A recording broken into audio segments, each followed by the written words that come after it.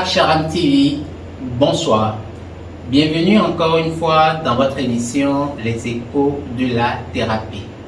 Aujourd'hui, nous aborderons ensemble, nous allons comprendre qu'est-ce que l'allègement karmique et quels sont les différents éléments ou process qui permettent d'arriver à un allègement karmique. Restez avec nous jusqu'à la fin pour comprendre donc tout cela avec notre invité, Monsieur Maurice Awinde. Bonsoir.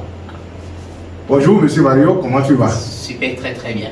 Ok, nous sommes heureux, comme je le dis tout le temps, d'être avec les téléspectateurs et téléspectatrices pour parler de la vie que nous sommes, pour parler de l'expérience que nous sommes en train de faire sur cette terre, une expérience merveilleuse, une expérience pathétique, une expérience qui inspire à la créativité. Et c'est ça le but de notre existence.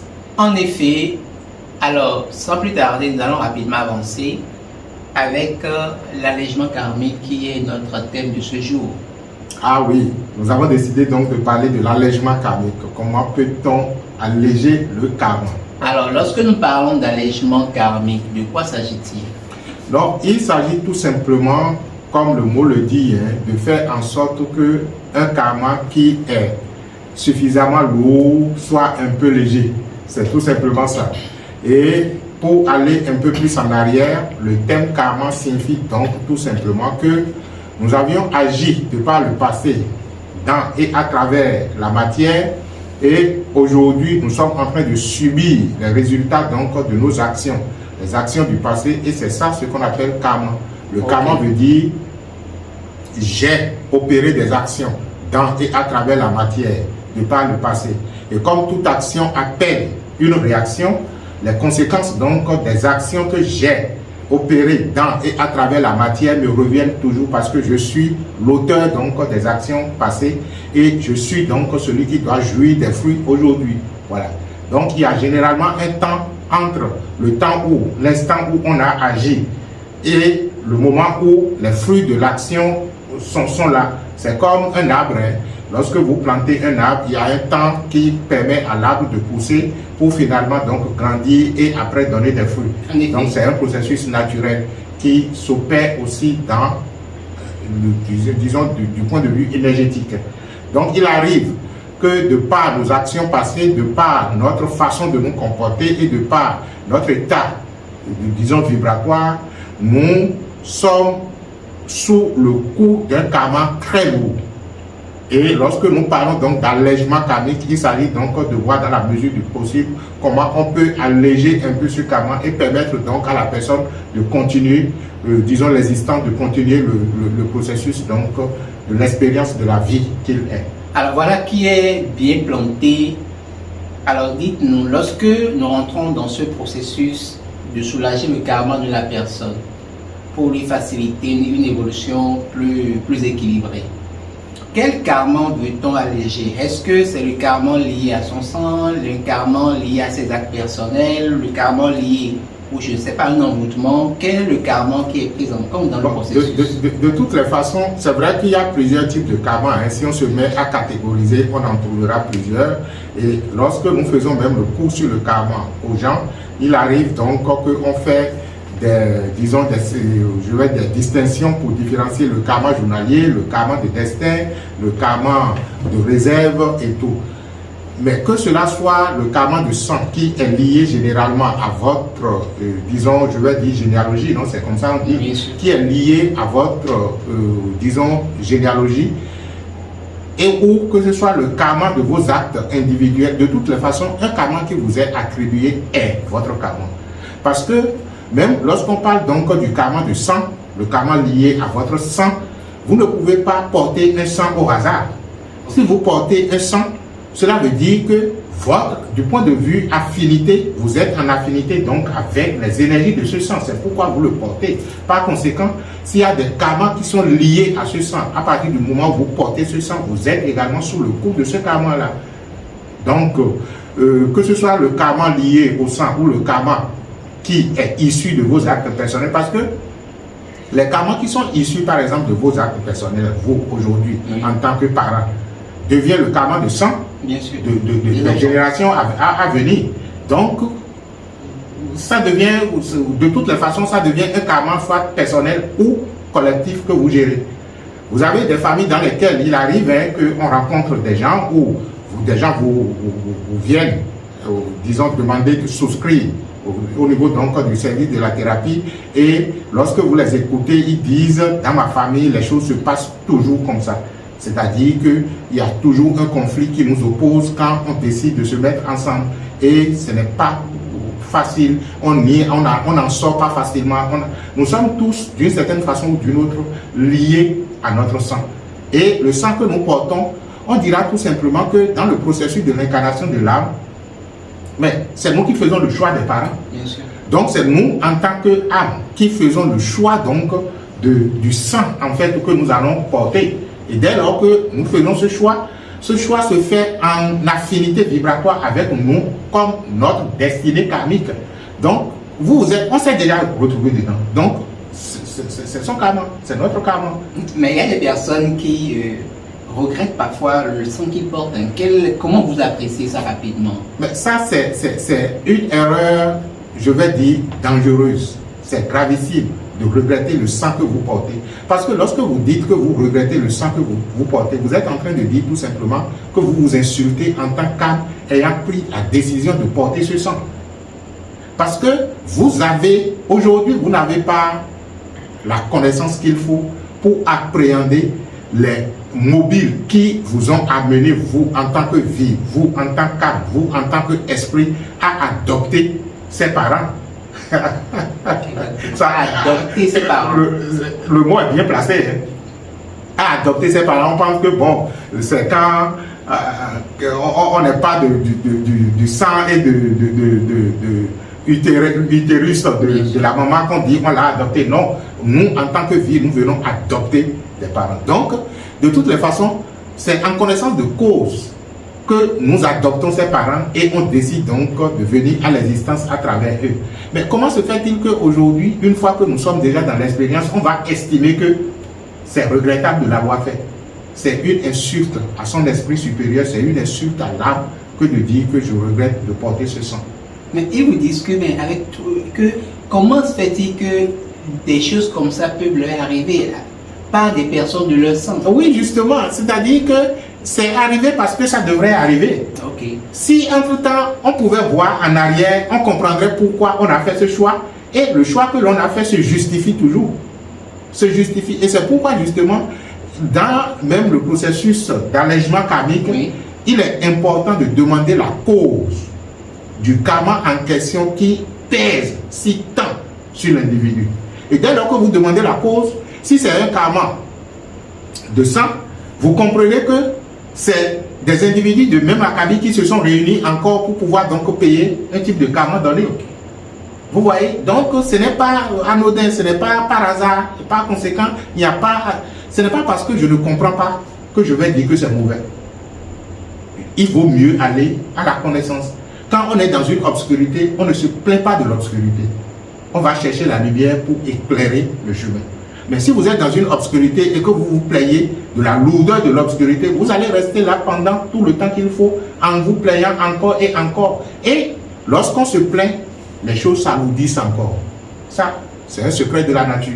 Lorsqu'on se plaint, les choses s'alourdissent. C'est-à-dire que ce sur quoi vous vous plaignez, ce de quoi vous vous plaignez devient encore pire. De quoi vous vous plaignez devient encore pire.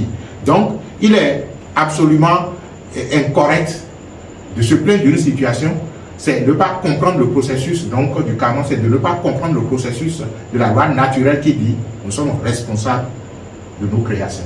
Alors, parlons de nous sommes responsables de nos créations. Certaines personnes, c'est pas difficile de remarquer dans certains propos, lorsque certaines personnes vivent certains karmas, ils disent que bon, c'est mon karma et ils font avec. Comment vous appréciez ça? Faire avec? Non, ça c'est... Comme vous dites, bon... c'est mon fardeau, je dois le porter. Donc ça, c'est une attitude rétrograde. C'est une attitude rétrograde qui, en fait, nous a été copiée des religions qui estiment que l'homme est pécheresse et qu'il faut qu'il copie sur le poids donc, de ses péchés. En fait, entre la religion et la spiritualité. Des gens se disent spirituels, des gens te disent métaphysiciens, mais ils continuent toujours d'adopter les attitudes entre-temps de la religion qui estime que l'homme est pécheur et il faut qu'il, disons, s'apitoie sur lui-même pour bénéficier de la grâce de Dieu. Ça, c'est un comportement malveillant. Et c'est pitoyable que l'on ait pitié de soi. Je ne sais pas si je me fais suffisamment comprendre. C'est bien pitoyable d'avoir pitié de soi. Mais ce qui est marrant, ils ne sont pas dans une attitude à vouloir améliorer le karma ou changer le karma ou supprimer le karma. Ils font avec, ils jouent avec. Oui, quand vous dites, une fois que vous décrétez que c'est votre karma et que vous n'avez pas la notion réelle de dharma, c'est-à-dire de passer de l'attitude du karma à l'attitude donc de c'est ce qui doit être qui est. Vous restez sous, c'est-à-dire que vous restez sous le poids vous êtes victime en fait. Vous vous considérez comme victime de Exactement. votre karma. Alors que le karma n'a pas dit ça. Il arrivera un temps où on va faire une émission sur la vraie compréhension donc du karma. Le karma est une loi de la création. Et ça fait partie des lois que vous finirez par aimer. C'est vrai qu'au début donc du processus spirituel, c'est la loi qu'on crée le plus. Mais lorsque vous l'aimez, vous travaillez de telle sorte. Si on me dit que je suis le créateur de mon existence, je regarde mon existence aujourd'hui, ça ne me donne pas satisfaction. Et la loi dit, c'est la façon dont tu t'es comporté de par le passé qui a fait qu'aujourd'hui tu te retrouves dans cette situation. Mais si je veux un avenir meilleur, je fais comment? Engager un nouveau processus. Mais j'engage justement un nouveau processus. C'est-à-dire que je commence donc pas à me comporter d'une autre façon. Je cultive un autre état de telle sorte que à l'avenir, les résultats que j'aurai soient à la mesure donc de l'état que je cultive maintenant. Mais ce qui est bizarre, c'est les gestes humains. Ils veulent avoir un autre résultat, mais ils continuent toujours de faire autre chose. Ceux-là, Einstein les appelle des fous. Alors dites-nous, pourquoi est-ce que les maîtres sont arrivés à élaborer des exercices, des rituels pour soulager l'arbre d'un karma, de cet ensemble de karma? Oui, justement, ce que nous appelons allègement karmique, qui est un processus, en fait, est une façon tout simplement de reconsidérer les choses. C'est une façon de comprendre des erreurs du passé et c'est une façon donc de décider de faire autrement les choses. Lorsque je comprends que mes erreurs du passé m'ont conduit à cette étape-là où je n'apprécie pas, je commence déjà par évoluer. Parce que je suis au moins conscient de ce qui a été fait de par le passé qui m'a amené à ce stade-là. Donc, je commence par opérer autrement. L'allègement karmique consiste donc à aider la personne à prendre conscience de ses erreurs du passé et à décider maintenant de prendre une nouvelle direction. C'est-à-dire que je suis sous le coup d'un karma qui naturellement me conduit tout droit dans un décor. À un moment donné, j'ai eu la chance d'avoir des gens qui me disent « Ah, attention, tel que tu es en train de te comporter là, si tu continues comme ça, voilà, tu iras tout droit dans ce trou-là. » Et je prends conscience de ça et je dis « Ah, ok, d'accord, maintenant comment je dois faire ?» Les gens disent « Ok, dévie. » Et je dévie. Ce n'est pas qu'on efface le karma, il faut qu'on comprenne. Parce que quand on parle de l'allègement karmique, il ne s'agit pas donc d'effacer le karma de la personne comme on dit qu'on va effacer les péchés, on va faire ci, on va faire ça. Non. Il s'agit donc d'avoir une nouvelle perception à partir donc d'un certain nombre d'éléments qu'on mettra à votre disposition et d'un certain nombre de pratiques que vous allez commencer par faire pour relever votre niveau vibratoire, votre niveau de vibration, votre énergie, de telle sorte que vous puissiez commencer donc par faire les choses autrement et donc vous alléger un peu le karma. Je vais vous donner un exemple très simple. Il nous est arrivé de travailler avec des gens qui étaient dans des situations un peu délicates.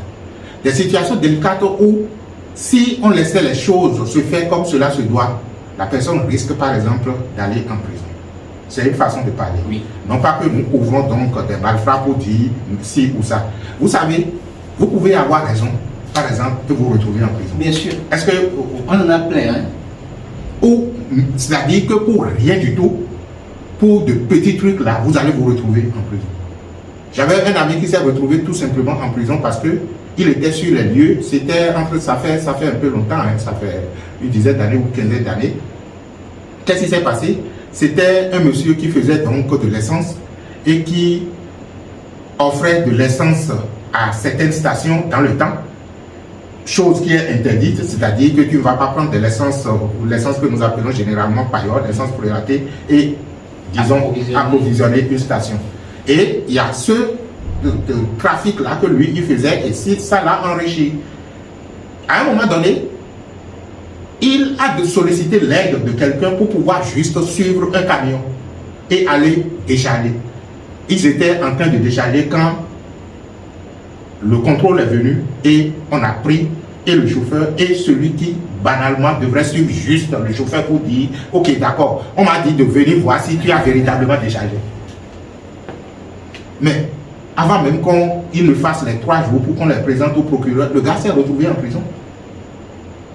Ça, c'est ce qu'on appelle être au mauvais endroit au mauvais moment. Donc, vous pouvez facilement être au mauvais endroit et au mauvais moment. Il a fallu donc qu'il fasse des semaines et des semaines, parce que dès lors que tu te retrouves là-bas, on commence par dire oui, on va appeler le dossier tel jour et tout le reste. Et gratuitement, il a fait pratiquement 2 mois là-bas. Bien sûr, facilement. Pour que finalement, parce que le jour là, ce qui s'est passé, on devrait le présenter au procureur et il était nu. C'est-à-dire que le procureur avait tellement de dossiers à gérer un vendredi qu'il était nu. Ils ont déjà fini le temps de garde à vue. Mais quand on les a pris du tribunal pour faute de n'avoir pas été présentés au procureur, où est-ce qu'on peut les déposer? On ne peut plus les déposer au commissariat. Ils sont allés en prison. Donc, avant même qu'on ne statue sur le dossier pour constater que lui, il était juste qu'un accompagnateur, il a déjà eu le temps de rester en prison pour goûter. Donc, c'est une façon de dire tout simplement que ce n'est pas une question de j'ai raison. C'est une question de votre karma autorise qu'il en soit ainsi. Donc, le cas dont je voudrais parler, c'est juste donc qu'il s'agit d'une personne qui était dans un pétrin, je vais dire une situation difficile. Et quand nous avons analysé la situation, on lui a dit ah, attention, si tu ne fais pas attention, cette situation va te conduire à... La personne dit non, je n'en ai pour rien, je n'en ai pour rien, et pourtant on me harcèle de ci et de tout. Ce n'est pas tu n'en es pour rien. Et tu sais ce qui s'est passé? Quand on a demandé au maître, mais quelle est la cause de ce harcèlement? Et pourtant, apparemment innocent dans ce dossier, et le maître a dit non. Que en fait, il est venu à un niveau où il a des obligations envers lui-même à l'intérieur de lui. Et comme il ne respecte pas ses obligations, les maîtres ont estimé, donc la vie, je vais dire, l'existence a estimé qu'il faut aller le déposer à un endroit au frais pour qu'il puisse commencer par réfléchir sur son existence. Vous voyez? Donc, on voudrait tout simplement lui offrir un endroit où il va se soustraire des agitations matérielles de l'existence et commencer donc par repenser autrement l'existence. Et quand la personne a compris ça, on lui a dit il faut rapidement t'offrir de l'espace et de commencer donc par t'occuper de toi en tant qu'être. On lui a donné certaines pratiques, certains exercices et tout le reste qu'il a commencé par faire. Et dans les premiers instants, ce qui est bien, disons intéressant, parce que lorsque vous faites de la spiritualité, vous faites de métaphysique, il ne s'agit pas de croire. Nous, on lui a dit, ok, voilà les révélations que nous avons. Voilà les exercices qu'on met, les pratiques qu'on met à ta disposition. Suivez tes rêves. Nous avons la chance que la personne aussi, quand il se met en exercice, il commence donc à voir certaines expériences. Et dans une première phase, c'est d'abord ce qui devrait se passer qu'on lui a montré. Comment la personne devrait se retrouver dans les mailles de la justice, comment elle devrait se retrouver en prison, et innocemment, hein, c'est-à-dire que... Et elle avait tellement peur, celui dont on peut parler dans le temps. Quand elle se référait à moi pour, je dis, continue le travail, continue le travail, continue le travail. Je lui avais donné dans le temps un travail qu'il devrait faire pendant environ 28 jours, bien même 41 jours, je ne sais pas. Et c'est quand il a abordé la dernière phase du travail que le processus, c'est-à-dire qu'il a commencé par voir clair dans l'histoire. C'est-à-dire que maintenant, là, on lui a dit, bon, comme tu as commencé maintenant par prendre conscience de ce que tu es à l'intérieur de toi, voilà comment la situation va se passer. Et la situation s'est passée exactement comme ça, et il a été purement et simplement acquitté. Donc c'est pour dire tout simplement que ce qu'on appelle karma et allègement karmique, c'est arriver à prendre de nouvelles dispositions, c'est arriver à faire de nouvelles choses pour ne pas subir absolument, et même si on est en train de subir le poids de nos actions du passé. C'est de faire en sorte que ça s'allège. Mais cela, naturellement, demande une contrepartie de vous. Ok. Parce qu'il faut équilibrer. Il faut équilibrer les choses. Pour équilibrer les choses, vous devez donc faire ce que vous devez faire selon votre cas pour pouvoir donc arriver à un certain équilibre. Parce que ce que l'existence cherche, c'est l'équilibre constant. Alors, lorsque vous dites que vous aussi vous devez faire ce que vous devez faire, vous parlez de quoi en fait? Oui, il arrive tout simplement des moments où pour équilibrer une énergie, on vous dira tout simplement d'offrir quelque chose à un groupe de personnes. Ça peut être les enfants, ça peut être les mendiants, ça peut être si on vous dira tout simplement. Et c'est ce qui se passe dans notre tradition. C'est-à-dire que lorsque vous avez une situation et que vous allez consulter le phare ou le devin qui vous dit, bon, faites telle offrande, l'offrande n'annule pas le karma. L'offrande n'annule pas la charge énergétique que vous avez. Mais ça crée une autre disposition pour permettre à la charge que vous avez du point de vue karmique de venir se confronter à ça pour rétablir un certain équilibre.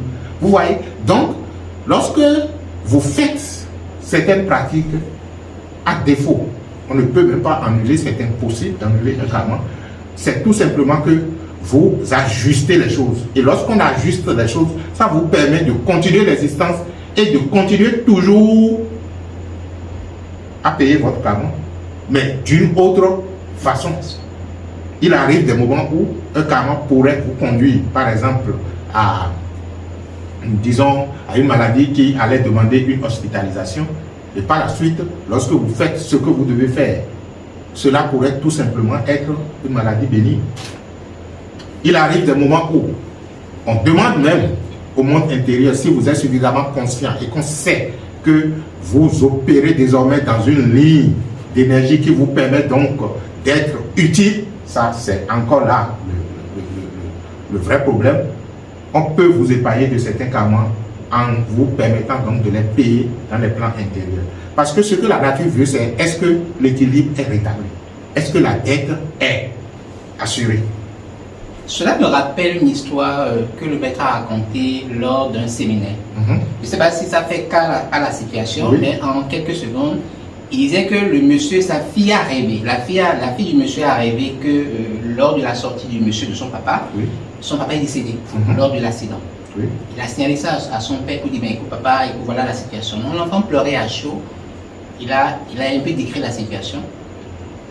Et la famille a fait des exercices. Comme le monsieur est pratiquant de la spiritualité, il a fait des exercices. Il a pris la route avec sa voiture. Et l'accident est arrivé quand même. Tout à fait. Mais dans la description de la fille, c'était que le papa était totalement décédé. Mais l'accident est arrivé, le monsieur n'a même pas eu seul égratignure. Voilà. Est-ce que cela, c'est disons, le fait qu'ils aient fait des exercices au cours de, dans la période. Oui, justement. Tu sais ce qui s'est passé? Ce qui s'est passé, c'est juste, comme je l'ai dit tout à l'heure, entre-temps, quand on faisait, disons, l'émission sur l'envoûtement et le désenvoûtement, oui. C'est-à-dire que vous êtes à telle fréquence vibratoire. Voilà la fréquence dans laquelle vous opérez. Si vous continuez à opérer dans cette fréquence-là, voilà ce qui allait arriver. Okay. Le fait de faire des exercices, le fait de faire certaines pratiques vous a remonté un peu. Mais ce qui devrait arriver ne va pas, c'est-à-dire qu'il n'y a rien pour couper, pour dire ne viens pas. Ça viendra. Mais ça viendra vous retrouver avec une nouvelle vibration. De telle sorte que ça s'allège. On dit, vous êtes allégé le karma. Vous êtes allégé le karma. Alors, revenons rapidement au service de la thérapie, oui. Qui offre, disons, une assistance, un suivi pour l'allègement karmique. Oui, je pense que on pourrait même dire que toute la thérapie se résume à l'allègement karmique, mais de point de vue spécifique, lorsque vous avez des situations qui pèsent trop sur vous, des situations qui constituent des blocages énormes, des situations que vous estimez que vous ne pouvez pas vous en sortir, on peut procéder donc à des allègements karmiques, c'est de travailler avec vous pour que vous puissiez donc commencer par voir autrement non seulement la situation, mais que vous puissiez vous prendre en charge. En fait, il y a tout simplement que notre âme, à des moments donnés, notre esprit supérieur nous fait des appels. Certaines personnes parlent de l'appel de l'âme. C'est-à-dire que nous sommes tellement désassés que dans l'existence, on ne voit que nous en tant qu'êtres de chair. Et à un moment donné, notre âme commence par crier, s'il te plaît, ce n'est pas ça. Nous ne sommes pas venus faire que ça. Nous sommes venus aussi pour nous ressentir être ce que nous sommes et partager ce que nous sommes avec les pères. Donc, ne serait-ce que juste pour vous inviter à partager la joie à l'intérieur de vous, à partager la paix à l'intérieur de vous. Or, pour partager la joie, pour partager la paix, il fallait être en paix, il fallait être en joie. Ne serait-ce que pour ça, on peut, ou du moins vous pouvez vous retrouver dans des situations bizarres qui n'ont pas de compréhension. Et c'est quand vous allez commencer par faire le retour sur vous-même pour pouvoir donc prendre conscience de ce que vous êtes et de ce que vous avez à donner que finalement vous comprenez qu'en fait que, attention, il faut, on peut s'en sortir. Et ce que la personne doit donner, est-ce que c'est Laura qui lui dit ça au cours de la thérapie? Comment ça se passe? Est-ce qu'il y a des actions déjà répertoriées que vous savez que la personne doit faire? Non, il n'y a pas d'action répertoriée de façon classique. Hein. Comme je le dis souvent, chaque cas avec sa spécificité. Nous sommes tous, disons, des êtres divins, comme on le dit, mais chacun a une spécificité ou chacun est une spécificité. De telle sorte que lorsque nous voulons faire le retour à la source, étant entendu que nous avons déjà déployé la spécificité que nous sommes à travers l'existence, il faut maintenant faire le chemin concret en parcourant également cette spécificité jusqu'à retrouver notre unité avec l'être. Donc, le retour se fera également en tenant compte de ce que vous êtes en tant qu'être spécifique. C'est pourquoi chaque cas doit être traité comme un cas. Un cas. Un cas, merci. Alors, chers téléspectateurs, maintenant vous avez mieux compris l'aspect de l'allègement karmique et comme l'a précisé, je pense que le service, en recourant au service de la thérapie, oui. Est-ce que la personne peut, disons, apporter des cas spécifiques qu'il traverse? Oui, justement, c'est de ça qu'il s'agit, c'est-à-dire que les cas spécifiques, que ce soit des cas disons, de conflit de famille, des cas de blocage au niveau donc de la famille, des cas donc parfois d'échecs récurrents. D'échecs récurrents, des cas de tout. Ou parfois de relations disons, il y a par exemple des gens qui ont du mal à garder la femme sous leur toit. Exactement. Et voilà. Ils se sont mariés une fois et ça part toujours, ça revient encore et encore, ça impossible. Et si ça relève un peu du comportement, disons, d'un phénomène récurrent de la famille, oui. Est-ce que ce service prend en compte aussi ça? Non, en fait, il n'y a pas de, disons, de karma qui soit absolu, qu'on ne peut éviter. Je ne vais pas dire qu'on ne peut éviter, qu'on ne peut donc relever, travailler pour, disons, s'en sortir. Ok. Donc, quel que soit le cas, si vous êtes décidé, et ça c'est notre spécificité, il n'y a pas un service chez nous qui vous dit, venez, on va prier pour vous et vous allez trouver satisfaction. Le service dit tout simplement, venez, on vous accompagne et vous allez travailler sur vous pour pouvoir donc vous relever. Et je dis, nous ne pouvons pas être en train de faire de la spiritualité, de la métaphysique et ne pas pouvoir impacter notre existence. Les problèmes que nous avons dans notre existence sont justement des problèmes qui nous indiquent les vrais travaux à faire, le vrai travail à faire sur nous-mêmes. Le problème, c'est que, au lieu de regarder la lune, que les problèmes nous montrent, on regarde les problèmes qui sont les doigts qui nous montrent donc la lune. Alors, nous allons rapidement clôturer l'émission à ce niveau. Quelque chose à dire pour terminer? Non, c'est tout simplement d'exhorter chaque personne à travailler sur elle-même, parce que c'est lorsque chacun s'occupe véritablement de lui-même que tous ensemble, collectivement, nous sommes épanouis. Lorsque j'attends que ce soit l'autre qui me rend heureux et que l'autre n'y arrive pas, des frustrations vont naître. Mais si je sais que je suis le propre artisan de mon bonheur et que j'œuvre pour retrouver mon bonheur, l'autre aussi fait de même, on sera tous heureux et nous allons partager ce bonheur-là ensemble pour une société beaucoup plus épanouie. Merci à vous. et que la bénédiction soit. Alors, je vous invite à, si vous avez apprécié le contenu, veuillez mettre un pouce, partagez aussi pour aider d'autres personnes et laissez votre commentaire. Ça nous fera toujours plaisir de lire vos commentaires et de vous répondre. Et à la prochaine.